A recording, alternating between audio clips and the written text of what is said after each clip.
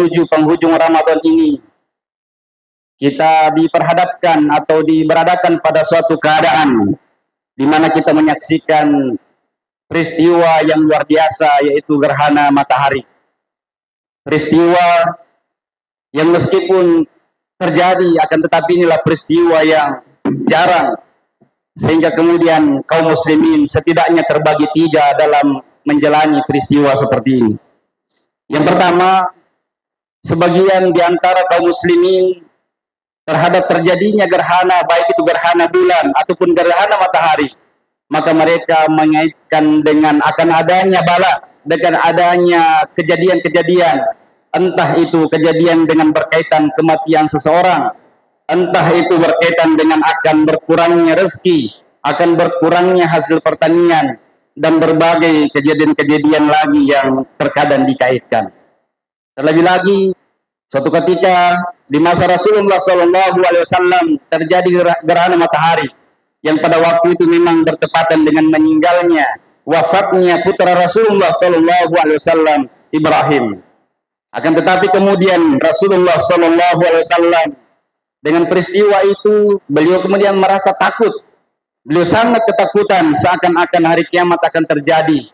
Tapi lah kemudian beliau memerintahkan untuk salat 2 rakaat, kemudian naik ke mimbar, memberikan khutbah, serta kemudian menjadi asbabul wurudnya kejadian-kejadian ini atau kejadian tersebut, dan keyakinan sebagian masyarakat pada waktu bahwasanya sesungguhnya matahari dan bulan adalah di antara tanda-tanda kebesaran Allah Subhanahu wa taala. Tidaklah terjadi gerhana bulan ataupun gerhana matahari kecuali dengan izinnya. Dan sekiranya kalian menyaksikan itu, maka dalam lanjutan hadis itu Rasulullah mengatakan fakabbiru wasallu watasaddaqu, maka bertakbirlah, kemudian salatlah dan perbanyaklah untuk bersedekah. Saudara-saudara kaum muslimin sidang jamaah gerhana yang dimuliakan oleh Allah Subhanahu wa taala.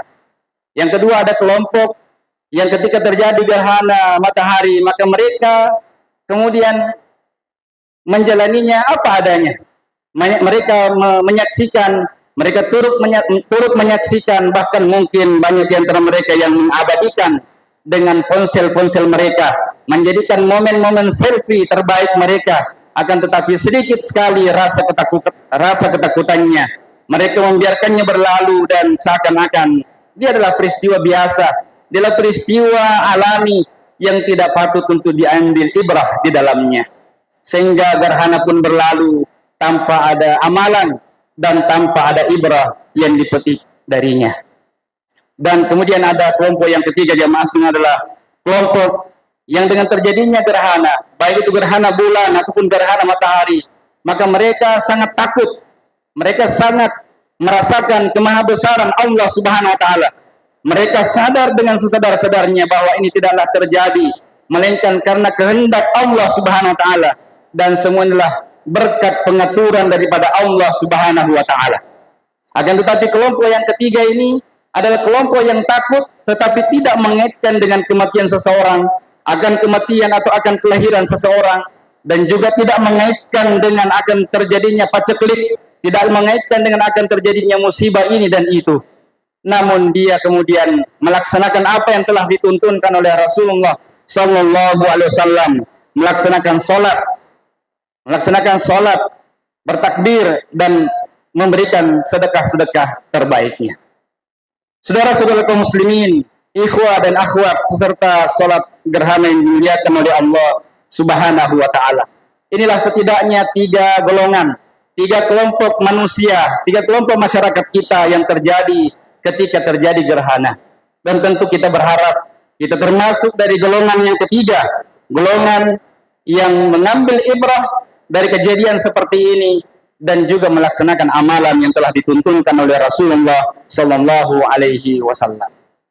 Berangkat dari pembagian ini jamaah sekalian yang dimuliakan oleh Allah Subhanahu wa taala, maka melalui mimbar yang mulia ini, sejenak mari untuk membantu kita memetik ibrah. Setidaknya ada 3 hikmah di balik gerhana yang seharusnya kita petik. Yang pertama jamaah sekalian, dari kejadian seperti ini, meskipun mungkin kejadiannya tidak sebagaimana gerhana-gerhana sebelumnya atau gerhana-gerhana yang pernah ada yang sampai betul-betul matahari tertutup sehingga matahari suasana menjadi gelap dan seterusnya.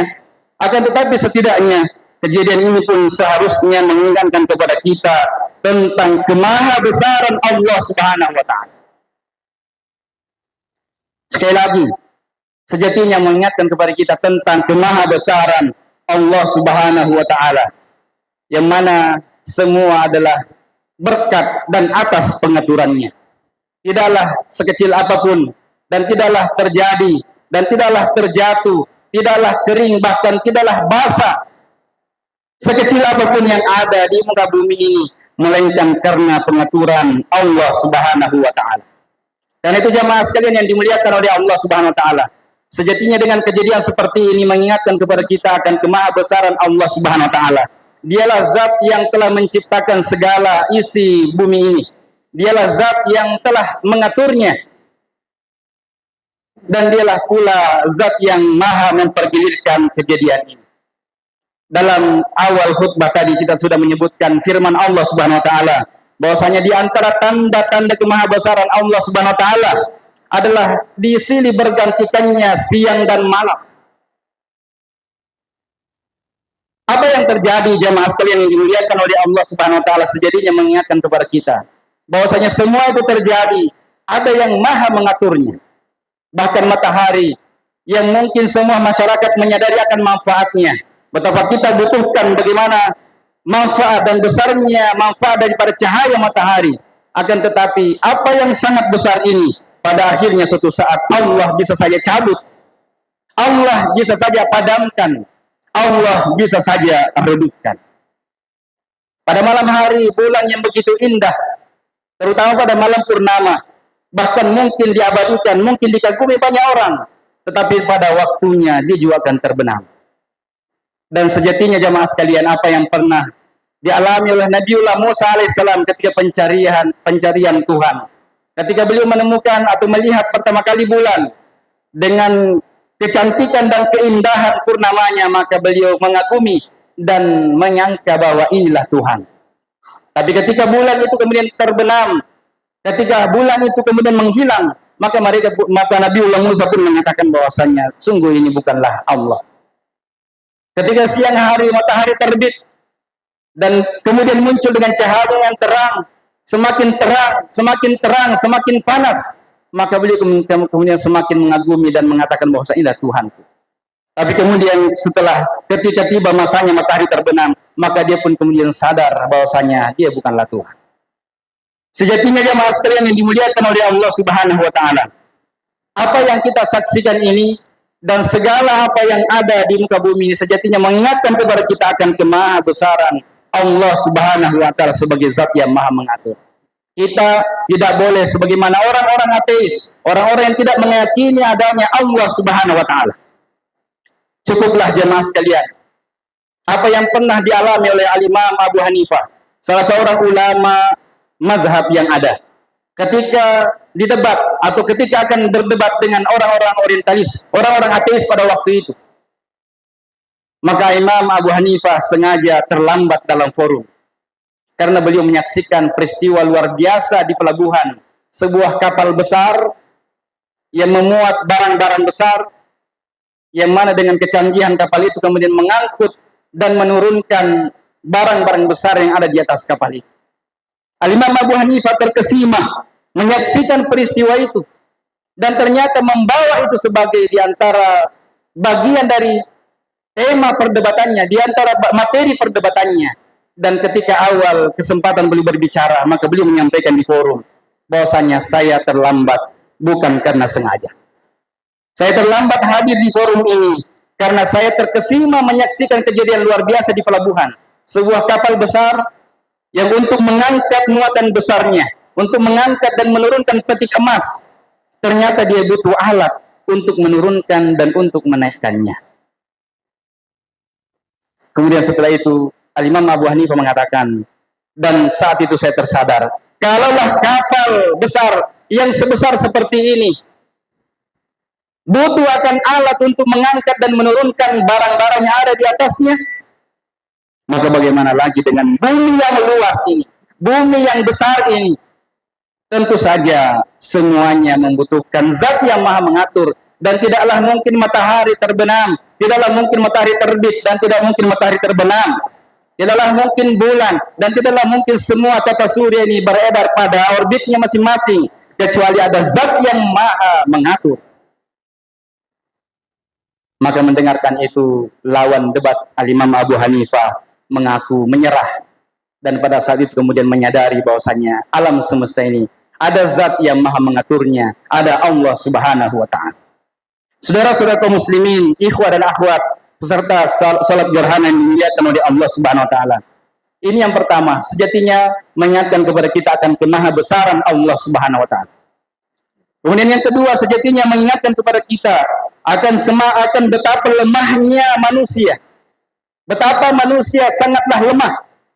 Kita hanya bisa berencana, kita hanya bisa menyusun ini dan seterusnya, tetapi segalanya kembali kepada Allah Subhanahu wa ta'ala.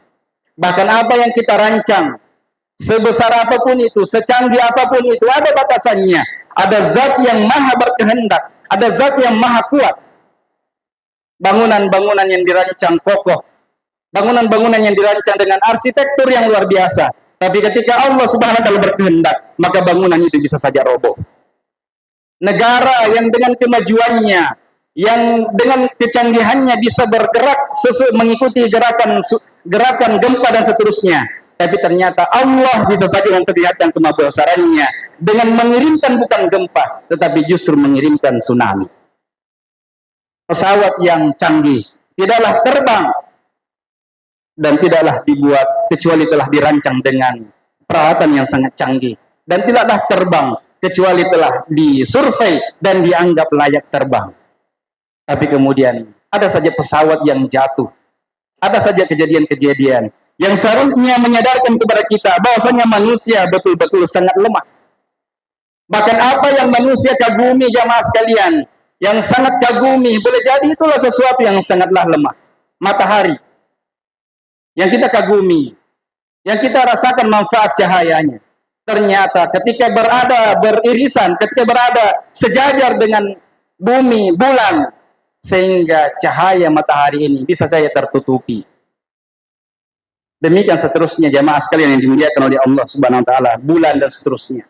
Bahkan sejatinya menyadarkan kepada kita apa yang terkecil sekalipun, sesuatu yang terkecil sekalipun. Karena terkadang yang besar itu mungkin mudah untuk disadari, tapi kita terkadang melupakan yang kecil. Padahal sejatinya yang kecil pun seharusnya menyadarkan kepada kita bahwa yang kecil pun bisa membinasakan. Yang kecil pun bahkan yang tidak terlihat, kecuali dengan pembesaran berkali-kali sekalipun. Ketika Allah Subhanahu wa ta'ala berkehendak, maka bisa saja merusak, bahkan mematikan. COVID-19 yang sebenarnya sampai hari ini kita masih ada di dalamnya, sejatinya mengingatkan kepada kita bahwasanya dia adalah makhluk Allah yang kecil, tapi ternyata bisa mematikan, bisa memporak-porandakan perekonomian, dan bisa menyebabkan banyak kerusakan. Saudara-saudara kaum muslimin, peserta salat gerhana yang dimuliakan oleh Allah Subhanahu wa ta'ala. Kemudian yang ketiga, hikmah yang ketiga, sejatinya dengan peristiwa gerhana ini semakin mengingatkan kepada kita untuk patuh dan menjauhi daripada segala larangan Allah Subhanahu wa ta'ala. Ramadan kita tahun ini betul-betul istimewa. Di dalamnya kita diajak dan diantarkan untuk mengisinya dengan berbagai amal ibadah. Dan di dalamnya kita diantarkan untuk meraih berbagai keutamaan-keutamaannya. Tapi kemudian Ramadan ini akan ditutup. Kita menuju akhirnya dengan sebuah peristiwa luar biasa, yaitu peristiwa gerhana matahari. Kalaulah dalil-dalil yang begitu banyak jemaah sekalian tidak cukup untuk kemudian mengingatkan kita dan membuat kita semakin sadar dan semakin taat kepada Allah Subhanahu wa ta'ala, maka sejatinya peristiwa gerhana ini menyadarkan kepada kita bahwasanya apa yang kita kagumi, apa yang kita tergantung padanya, Allah bisa saja redupkan. Di bulan suci Ramadan jamaah sekalian, betapa keutamaannya kita sudah pahami bersama. Pencerahan-pencerahan juga sudah sangat banyak kita dengarkan. Sejatinya kita menghidupkan siang dan malam kita. 10 malam terakhir sejatinya kita isi dengan maksimal. Sejatinya masjid-masjid menjadi padat. Tapi ternyata kafe-kafe juga masih padat pada malam hari. Masih ada aktivitas ini, masih ada aktivitas itu. Menunjukkan bahwasanya masyarakat ini butuh untuk terus disadarkan. Bahkan jamaah sekalian, kalau Allah Rasulullah mengatakan, kafa bil mauti wa iyaban, cukuplah kematian itu menjadi peringatan. Ternyata hari ini, kematian ini pun terkadang tidak menjadi peringatan. Terbukti ketika kita berziarah kubur, terbukti ketika kita mengantar jenazah sekalipun, terkadang pengantar jenazah itu bersenda gurau, pengantar jenazah itu bahkan mungkin melakukan amalan-amalan yang tidak mencerminkan rasa takut mereka. Jemaah sekalian yang dimuliakan oleh Allah Subhanahu wa taala. Kalaulah Rasulullah sallallahu alaihi wasallam baru saja akan berwudu, baru saja akan sholat, beliau sudah pucat, beliau sudah merasa takut. Dan kalaulah Rasulullah sallallahu alaihi wasallam ketika terjadi gerhana matahari, beliau sangat takut, maka beliau sangat ketakutan akan terjadinya, akan datangnya hari kiamat. Maka sejatinya kita yang hidup di masa sekarang ini sejatinya jauh lebih takut. Barakallahu li wa lakum bil Qur'anil Karim wa nafa'ani wa iyyakum bima fihi minal ayati wa zikril hakim wa taqabbalallahu minni wa minkum tilawatah innahu huwal ghafur